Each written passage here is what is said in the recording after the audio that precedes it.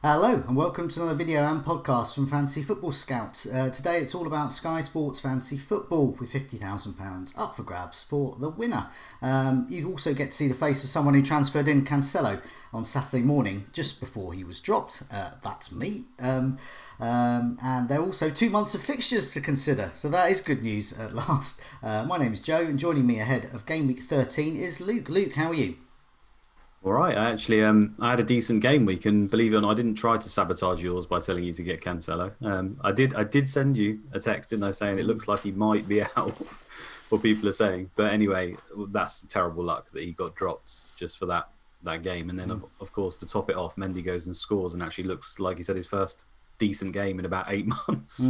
It's just typical fantasy timing, isn't it? But I don't know, he might be back, I and know. I did all right. Yeah, no, I mean, it was a great move until he got dropped. I mean, he was a good player, good Man City. Were doing well. I noticed that Liam Doran, who won, Yeah, the champ. he did exactly the same thing as well. So even the best and the worst like me can get caught out by by that. But you know, it's an opportunity to move on to other players and use our precious transfers. So what we're going to do is we're going to have a quick look at the top bonus stars of the week and sort of notable players. I haven't listed them all, but just notable players I pulled out that got tier 2. So this is from Game Week 12. Man of the match, Mahrez, Grealish, Dembele, Neto, Pereira, Phillips, Lookman, Joe Ellington, Jota and Cavani. So clearly it's sort of a mix of sort of established players like Grealish, but also those that are establishing themselves in the side. So it's quite interesting to see the players that haven't ordinarily done so well or taken a while or been benched suddenly doing well. Cavani, for example, Joe Ellington as well. I think the man of the match awarders were just so surprised that he did something that, that they've done that. So yeah, I mean no great surprises there really. Passing tier 2, 11 players got passing tier 2. That's the highest tier. Walker, Stone, Zuma, Thiago Silva, Fofana, and Phillips at Leeds. Don't know about you. Some of the Man City defenders there. I know Diaz is the one, but looking to double up, maybe Walker could be a good one to double up. I don't know what you think about that. Yeah, again, Liam was talking about that on I think on the Hubs podcast. He's had a price drop, Walker, so he's interesting just because he's one of the more nailed Man City defenders more than anything. That's all we really need because they nearly always hit passing, and he is very attacking.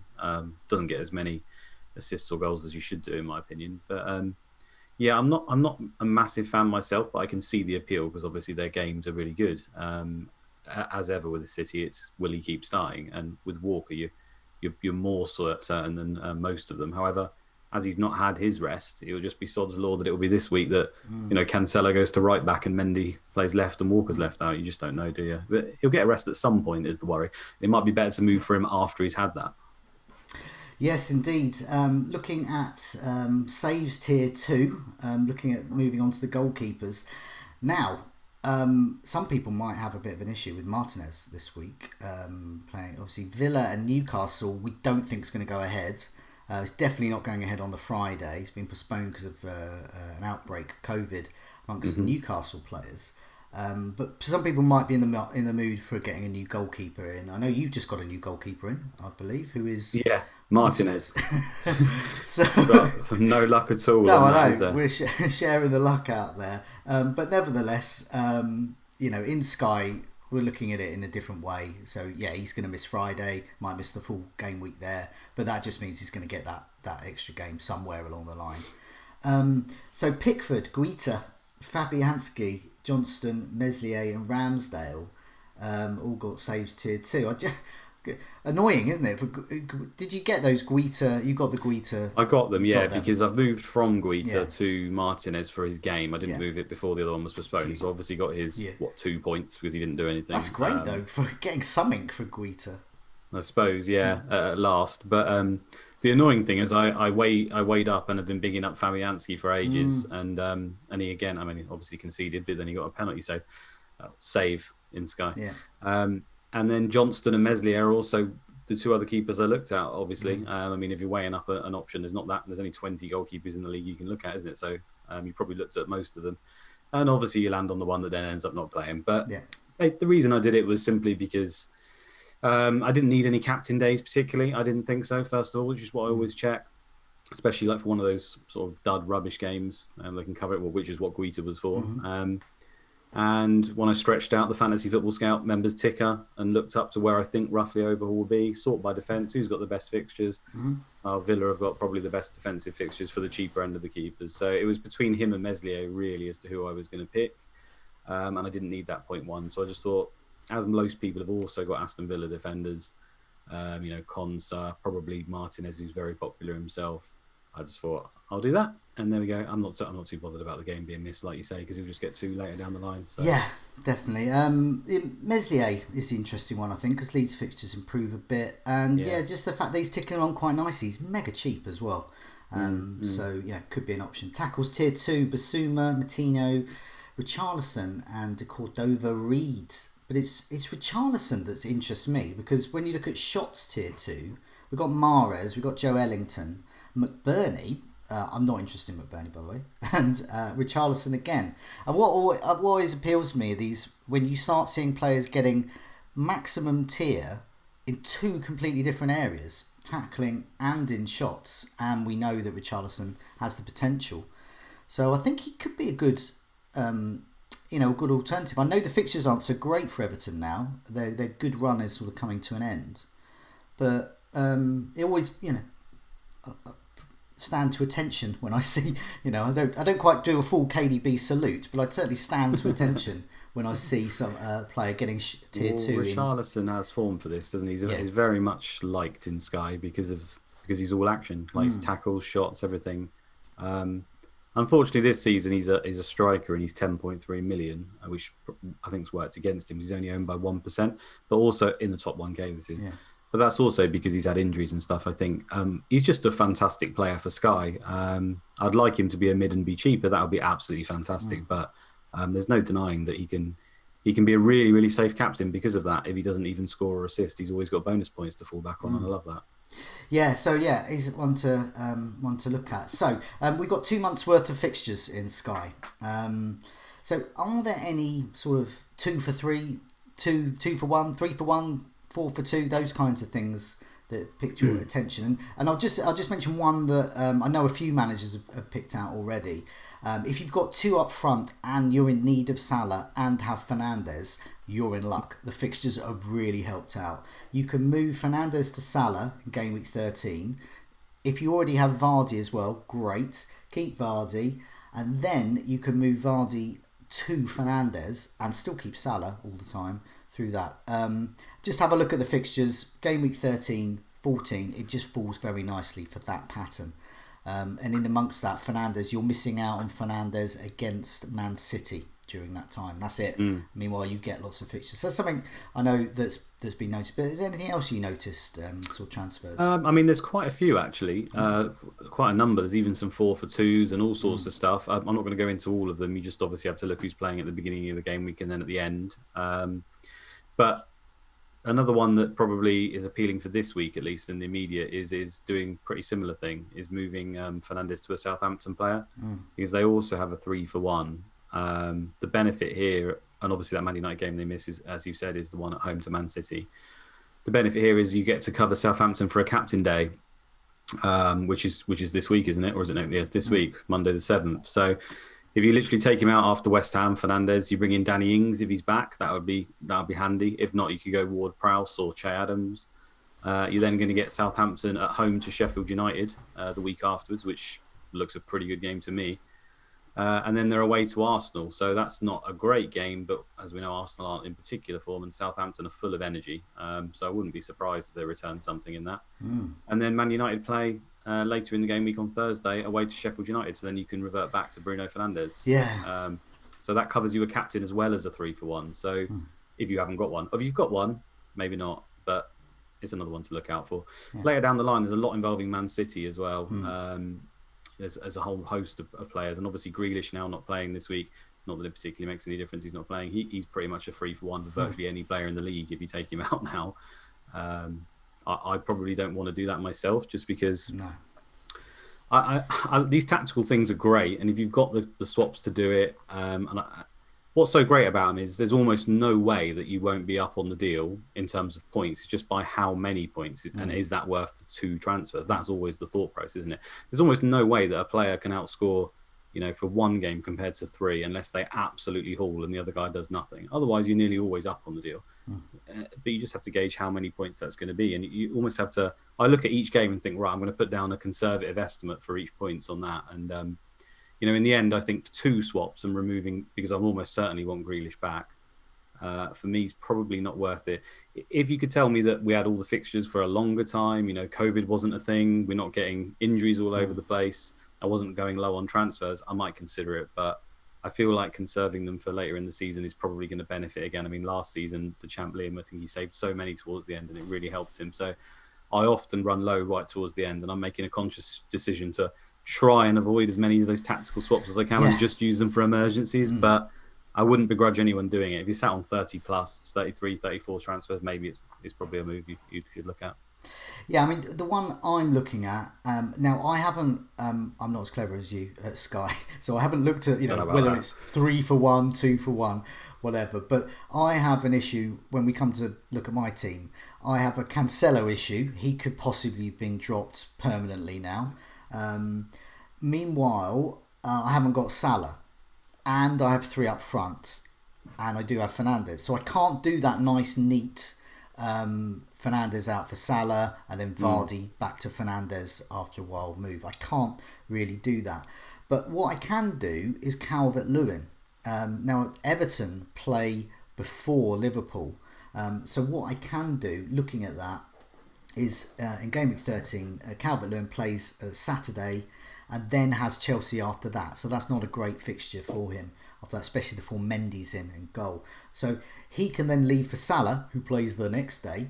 And then at the same time, in order to fund that, I can solve my Cancelo issue and replace him probably for Vestergaard. So I'll get a cheap defender in, an enabler to fund that. And then I'll have a front line temporarily of Salah, Kane and Vardy, not so bad. And then Vardy back out after Game Week 14, after the Brighton game, for probably a Chelsea player. I mean, I've got my eye on Werner. Werner against Wolves, and then there's quite a nice little Chelsea run. And I think Werner might be a nice, not I say a differential as such, but he'll be a player that won't be in many teams. He'll be a differential in the top 1K, yeah. I would have thought. So I'll look at that. It may not be Werner, but I'll have a sort of a Werner shaped hole in my team. I could possibly just go back to Calvert-Lewin again. But so much could have changed by then, but you've obviously got that option. Yeah, I like that, and it's finding these daisy chain moves. You just have to look at those fixtures and when the game dates start and end. And I think from my point of view, and others may be in this as well, who've got Cancelo in, or just simply a player they don't want anymore. It's a way I can solve that problem by just getting a very cheap enabler in, and also it means I can get Salah in, and I get to keep Vardy for that nice away fixture he's got at Sheffield United, and also the home game against Brighton. It's better away, but as a Brighton fan, I know that we concede whenever there's a big chance, and Vardy tends to score whenever there's a big chance.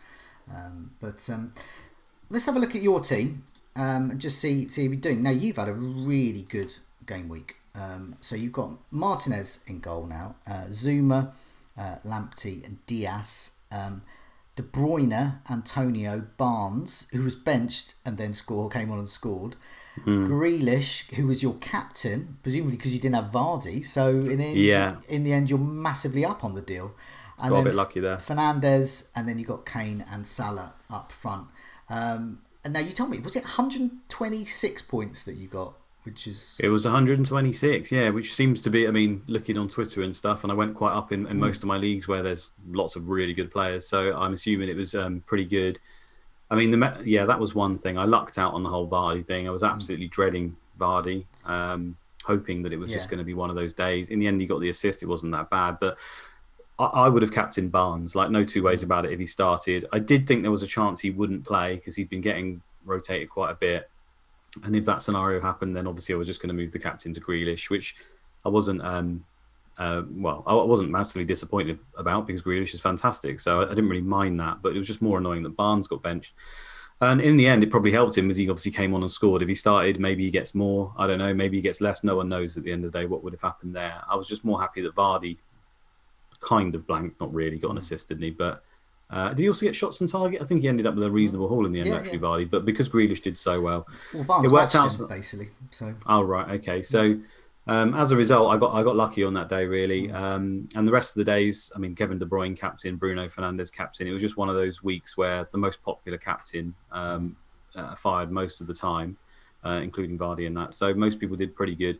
And then I had to use quite a few subs though. So 126 points, take it with a pinch of salt because I had to use 3 or 4 substitutions, I think, including taking Chilwell out before he even played, which was really annoying. I didn't want to do it, but it was the only way I could get Bruno Fernandes. And this is all stemmed from Bruno Fernandes. So the mistake I made really was thinking that I could go without Bruno Fernandes. But because he's so expensive, I'd spread the money all around my team. Obviously, I had Chilwell over Zuma, I had things like that. And I just couldn't get him because it was just too expensive. So when the fixtures dropped as well, and it looks to me like you pretty much need Bruno Fernandes, when you also factor in he's just been playing fantastic, I just had to bite the bullet. So sometimes I suppose it makes sense to use those swaps even if you don't really want to, like before a player's played. But if I hadn't have done it, I'd have been left behind again. And now I'm kind of happy with my team. Like the structure I really like. The fact that Barnes is there for 8.2 million. The plan is to him to go to Bamford to play 3 up top. They've got a single game day coming up soon. So it's just when I time it and do that. But apart from that, I'm hoping the rest of my team can pretty much sit there for a little while. Antonio's the other ropey one. I didn't expect him to start this week. He did, so that was a bonus. I just bought him in case he come on for 1 point. Basically, because him and Gabriel are the same price, 8 million.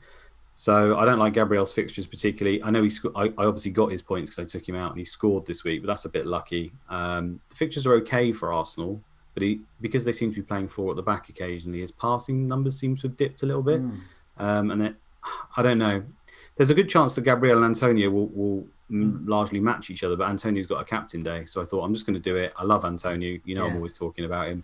And if it doesn't work out, I can go back to Gabriel. Yeah. So at least I've got a plan in my mind, for Gabriel, for Antonio if I need to, and Bamford or any 8.2 million, including Che Adams, for example, can go for Barnes, and just have that rotating cheap striker spot as well. I kind of like that spot. I think it gets underlooked most years in fantasy football. Well, I mean, the good thing about the moves is you've used transfers. So what are you up to now? 30 or so, is it? Or 30 transfers left. So more than I would like, but I like to do it roughly 1 a game week. And where are we now? Game week 12, I think. But there's been so technically 10. I think 10 fixtures we've had. So so pretty much bang on where I'd like to keep.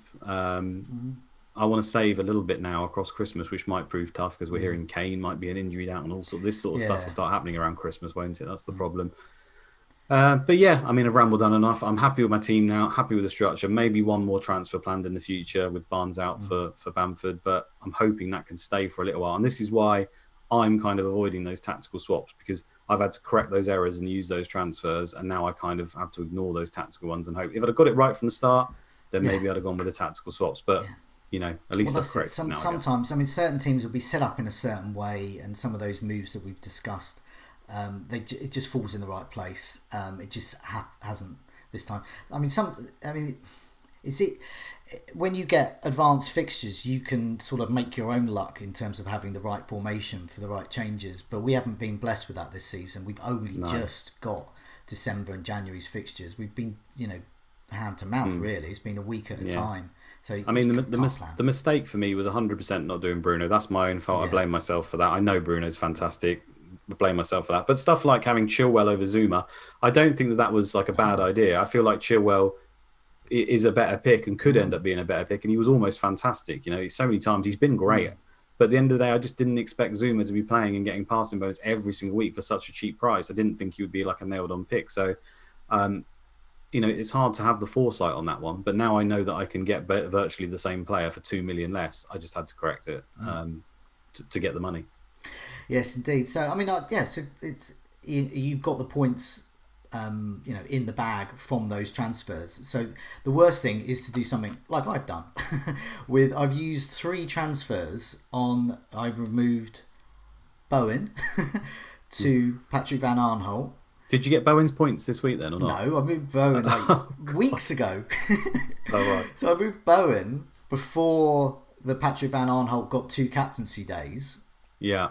So I moved him out for Van Aanholt to Cancelo. So I've used 3 transfers, and I'm essentially going to have to use another one to rectify it. All for getting just below what Bowen got in 1 week. Yeah. Well, this is the thing sometimes. With transfers, yes, we talk about them. They are extremely precious. They're really great. But honestly, if you look back across the season, it happens even to the very best. Like the champ will tell you as well from last week, and Dan Cox will say the same. Quite often, you will waste transfers. Yeah. You don't even think they will be a waste. They all make sense before they happen. But when you look back on it, you'll see that you've used 4 or 5 on players who've just got injured straight away, or 1 pointers or 2 pointers that you can't do anything about. No. So in one regard, they are precious. And in another regard, they can often be just completely throwaway and get you nothing. And obviously, there's an element of luck there. I mean, what can you do if someone gets injured? No. I count my blessings. I'm just 3 points down on that deal. But it's an example of getting nothing from transfers, as you said. And yeah, it just happens. And the thing to do is to rectify it. I was trying to search for a player of that sort of value that could be relied upon. I thought Cancelo could be it. Maybe I should just go what I'm doing, either move up or move down, and I think I'm going to just move down and go for. I think for now I'd be tempted. I mean, you're definitely keeping him for home to Fulham, right? Just in case he plays. The changes I'm going to be making wouldn't be until the Sunday. Okay. Well, anyway, I think he's a good option if he play. I mean, if he plays this week and does well, you might be tempted to keep because ultimately he might have only missed 1 in the last 10 games or something. So. I don't think he's definitely a mistake yet. I say it's just frustrating with the whole Mendy scoring and looking good. It's not really to do with Mendy because actually I think Cancelo replaced Mendy even though he wasn't injured because Mendy had just been really poor and Cancelo was playing so well.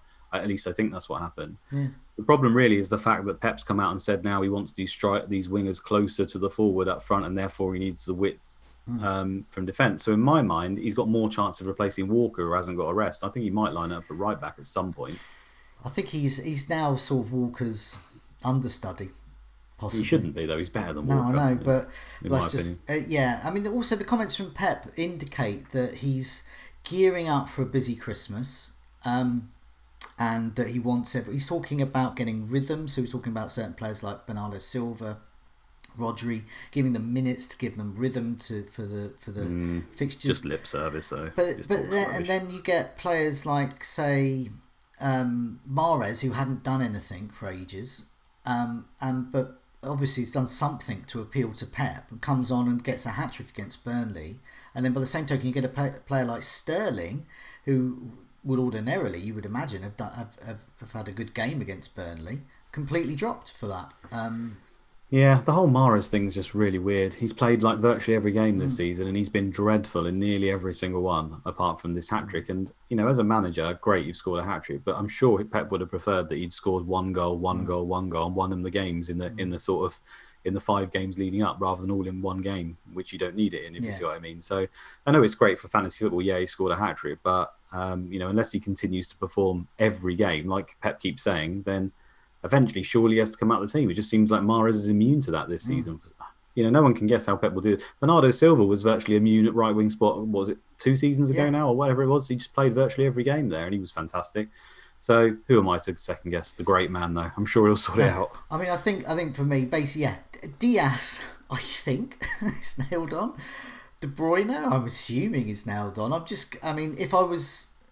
only got De Bruyne. I'm not going to go for Diaz. It just doesn't work for me at the moment. But I think if you've got Diaz and De Bruyne, just count your blessings. Because the fixtures are so good as well. No goalkeepers at all are standing out at the moment, really. So you could still argue for Ederson just because he's going to get you some clean sheet points. Yeah, I'll have a look at my team. This is a bit different. I got 92 this week, which until I saw your team, I thought that was a really good score. But proves what you can get with a few changes. So I've got Patricio in goal, Zuma, that Cancelo, Dallas and White, De Bruyne, Grealish, Fernandes, Kane, Vardy, Calvert-Lewin. So I've got a 4-3-3 there. So I described earlier the move I'm probably going to do there. Solve Cancelo issue, and at the same time get Salah in, and at the same time see if I can jiggle around with the fixtures a little bit around that. And it looks like Calvert-Lewin making way for Salah, and then eventually Vardy then making way perhaps back to Calvert-Lewin or to Werner or someone else. And meantime, Cancelo will go down to a make weight. So I'll have a very cheap defence. I don't kind of mind that at the moment, because cheaper defenders, you can see Dallas there with 7, Zuma with 9 points. They're still ticking along there. So I think ultimately I might look to rectify that. So someone like White maybe might go. So I'll have a choice of cheap defenders. So the only thing, like forward planning, having so many cheap defenders leaves me a little bit open to not being as flexible as I'd have liked. But I guess making that move to get Salah in, Salah is an upgrade, is a decent one to get in. But I think that's probably might be the best I can do with using a couple of transfers and sort myself out a bit. But other than that, I'm keeping Grealish. I'm not. It's one of those positions really in the team. I could so find myself easily just not being able to afford to get him back in, which I know sounds a bit crazy because he's 9 million. But I won't want to perhaps get rid of another premium asset for him, and I just feel I just want to get him in, and he's going to keep him in, and he's going to get all these fixtures coming, back at us at some point. Lots of knowing the timing of the second oval would help here, and when those games are rescheduled. But as we don't know that, I'm just going to stick with him for the reasons you said. I don't think it's a bad idea to remove him if you've got the option. It's just who do you really go for? It depends on your formation, doesn't it? There's a number of players like Jota, Mahrez himself, who I think people you could look at. I've been here before with players like Mahrez. I've got him in Sky nearly every season since I've started, and it never works for me, ever. Me neither. So, yeah, great. If you can get him in and you can get those hat-tricks, fair play to you, but I can't. So I'm just going to avoid. I'm not going to bother getting him and look at other people. But Jota, for example, if you go straight to him, he's a striker in this, unfortunately, but he's one I would potentially look at doing. He's just so good at the moment. He won't go away, will he? So I have got a fear on that this week, I think everyone else has had a rest recently, apart from Jota. So I feel like this week might be his chance, but I've got nothing to back that up. It's just a slight hunch. So Firmino is rested. So Firmino can come in for him. It's a bit confusing last time against Brighton because Minamino came in, which I think for Mane, and I don't know. It was just they're so flexible and fluid up front that and because their team's in a bit of disarray and Jota's the only one scoring, you also think in the back of your mind maybe Klopp thinks he can't rest him at the moment. So there is that, I suppose. Yeah, and also he can play Firmino, Mane, Salah and Jota. He can play them all in the same formation. So that's an issue there. For me, like you, I've been burnt many times on the Mahrezes and the Jotas of this world, and I like to keep. That's why I'm looking at, say, Salah, for example, and looking to keep Grealish. And keep make sure if I was to get rid of Fernandes, I could get him back quick. Yeah. Ward-Prowse is another one to throw out there again. He just doesn't go away, doesn't he? He's got the captain day, and his set pieces, are just ridiculous. So, Grealish to Ward-Prowse for definitely 3 good games, or definitely 2 out of 3 good games for Southampton. I think, including a captain, is probably a decent move as well. If I had the swaps again, it's another one I might think about. But let's have a look at our game week 13. Captains. I've got the fixtures up on the screen, so you can scratch Villa Newcastle. It probably would have been Grealish, but it's not going to be now. So we move on to the Saturday. We've got Burnley, Everton, City, Fulham, West Ham, Manchester United, Chelsea against Leeds. It's KDB for me, and possibly for you as well. It'd be KDB. Not a second thought as to who else I would do. It's just going to be him. Like, no one else is even in my thoughts at all. Moving on to the Sunday, we've got West Brom Palace, Sheffield United, Leicester, Tottenham, Arsenal, Liverpool, Wolves. I'm probably going to get Salah in that day, but I'm going to captain Vardy. We've spoken for the those that play FPL as well. For the captaincy video we did with David, the editor of Fantasy Football Scout, earlier in the week, we were talking about this being a good match for Vardy. He's phenomenal. He's doing really well away, phenomenal even in terms of points. Sheffield United's defence is really poor, and they don't have Dean Henderson to protect them. Plus, he's a Sheffield Wednesday fan, so if you buy into that, it just all aligns. And also, Leicester have come back on the back of a defeat as well, so they have a point to prove. I don't think Sheffield United can contain them.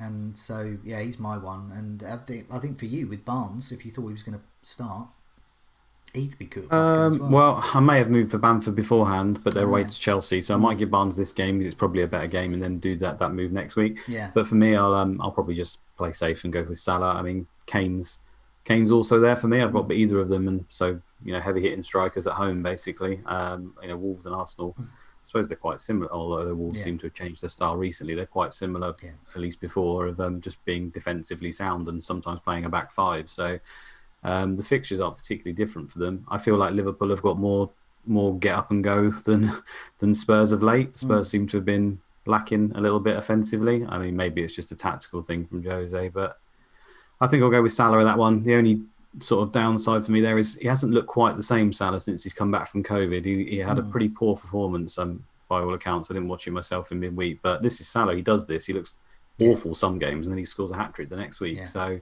I'll just play safe with Salah. Yeah, that's what I'm going to do as well. And then moving on to the Monday, Brighton against Southampton. There'll be people out there without any players from their sides. I've got Ben White, and he will be my captain, but I'm probably going to get Vestergaard in as my mate weight for Salah. So he's an option. But I think for me, Ben White, if he plays in more defensive midfield role, I'm looking at tackles. If he plays as a centre-back, he's just passing the ball around the back, you can get bonus there. So basically, I'll be looking at 5 points if they concede, and I hope for a clean sheet as well. So it could be a double-digit return there. But for you've got Lamptey, is it? Yeah, mine will be Lamptey. If you gave me the free reign to pick anyone, I'd probably go Ward-Prowse or Che Adams. But because Southampton just, they're so good offensively, and Brighton seem to find a way to concede, don't they? But it's a bit of a dud game, so I'll just stick it with Lamptey and hope you can get me some bonus and hopefully not a red card. Yeah, it's worth noting with Southampton as well. We spoke across a number of videos and podcasts last week about Southampton. Again, quite nicely predictable. They can beat, and they can certainly keep clean sheets against lesser teams or mid-table teams. But when they come across the likes of Spurs or Manchester United, they crumble a bit. And we saw that against Manchester United. It's partly them, but when they're faced against that quality player, they do crumble. No, I'm a Brighton fan. I'm not saying we've got any of those types of players. So I think this could be a very good match for the likes of Ward-Prowse and Che Adams. So yeah, I agree with that. Let's move on to some of the community questions we've had. And so they take in some of the issues that we've already discussed. So Benny Blanco, I bought Martinez in prior to the West Ham game. Would you keep hold or look to move him on to get that potential short-term gain in fixtures? Now that Newcastle game is postponed, so I guess you're in that issue as well. But you're probably keeping Martinez. But what would you say to someone else in that position like Benny?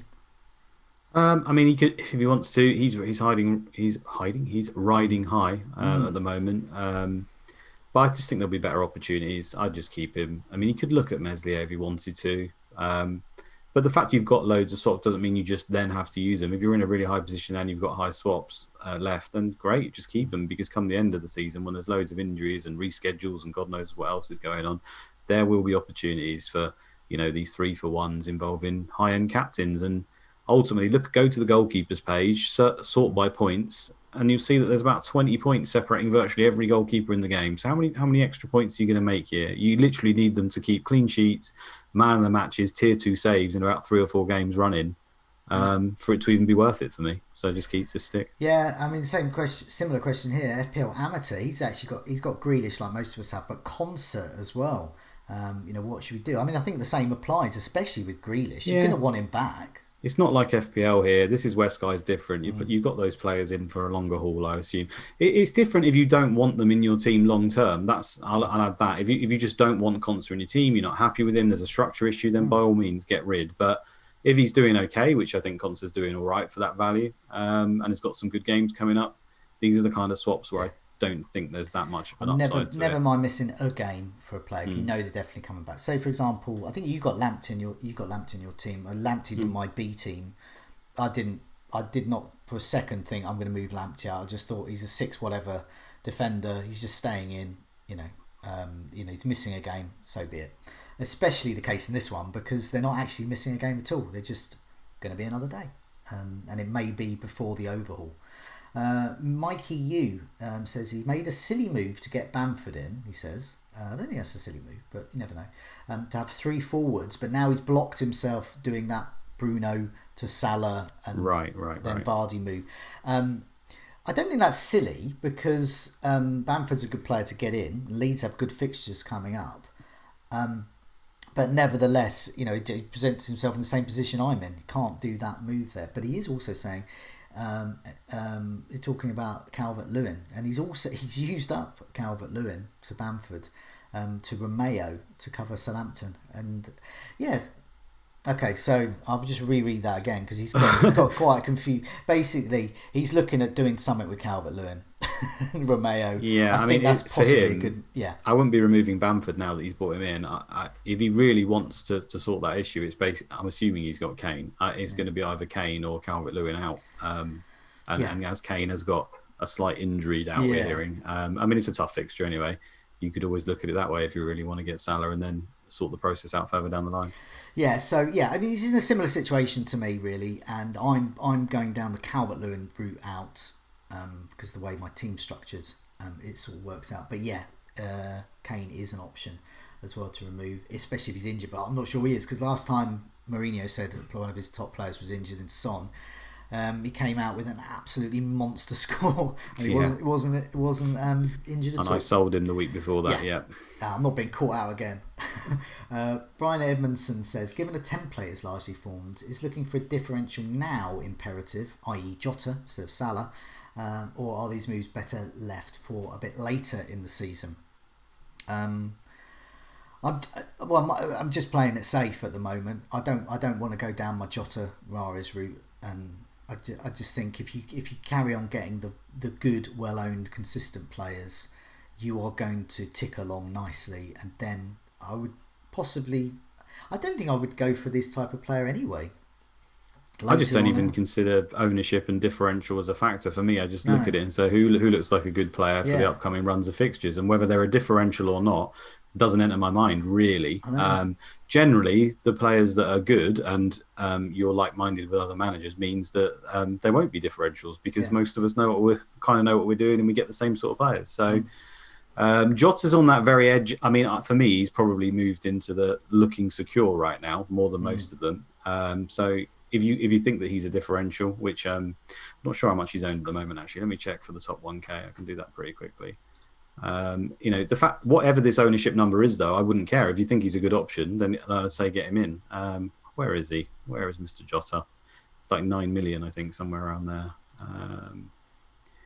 9.1 million. So he's owned by 4% total, and he's owned by 7.5% in the top K. So I'd say that's still a differential. It'll probably rise to over 10%. And at the end of the day, if he keeps playing and scoring, he's going to end up in a really high numbers. By all means, go for it. The differential thing, I just wouldn't even consider, even towards the end of the season. I don't think you need to be different. That's the kind of thing you say for game week 38. If you're fourth in your mini league and you've got to make up 13 points on the final day, then you might want to go for a differential.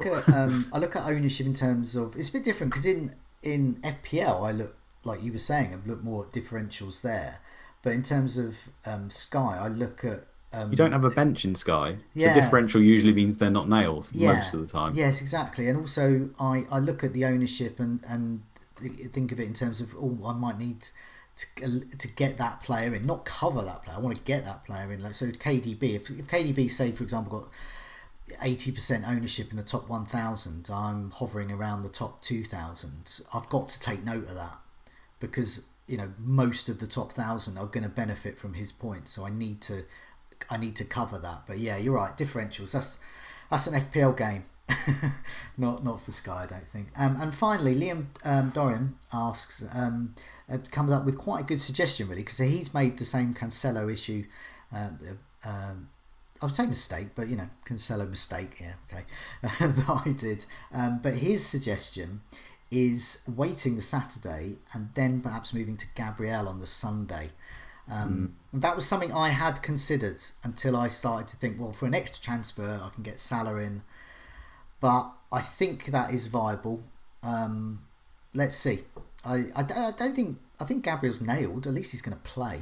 Yeah, he's a really good player. The problem, I mean, at the end of the day, the passing bonus now looks like if they have moved to a back four or that does happen, it could disappear. Anyway, he's right on the cusp. I think he hit bang on 60 this week, just about. But more so than that, it's great getting passing bonus and stuff. But when you look at their clean sheet potential at the moment, away to Spurs, you'd probably say no. Home to Wolves was one where you think, well, maybe they didn't keep one there. You obviously got the goal, which covered it. Great. So home to Burnley, which is their next game, fair enough. You think there's a reasonable chance there. But I look at all the rest. I mean, the fixtures that people say they're pretty good. But to me, home to Southampton, I don't see them keeping a clean sheet there. Southampton are so good offensively.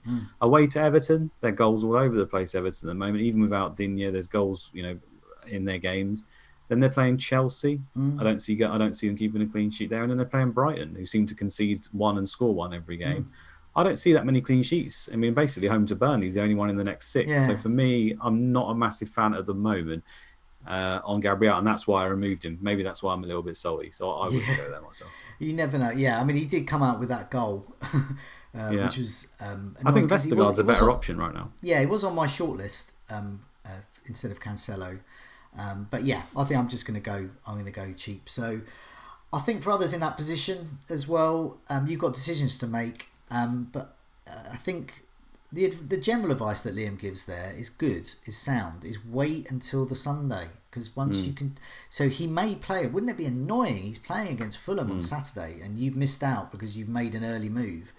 I'm going to give him a go, see if he is. And if he's out, he might just come on for the last 10 minutes and get me a point or two. I'll take that. And then move him on the Sunday or the Monday. I think that principle is probably quite wise. In the meantime, we'll be back next week. We'll try and make sense of some of these decisions. I will probably I'll reveal my unhappy face again when Salah gets injured, Vestergaard gets injured, and or dropped for some reason for Jota. And my Cancelo spot will be cursed as ever. Before we go, some of the stats that we consult before we come on from the members area, do have a look at that. It's really interesting, especially for gauging, who could be the bonus stars of the future in terms of tackling and passing, etc. But in the meantime, Luke, thanks so much for joining me, and good luck with your game week. Thanks a lot, Joe. Same to you. See you on the next one.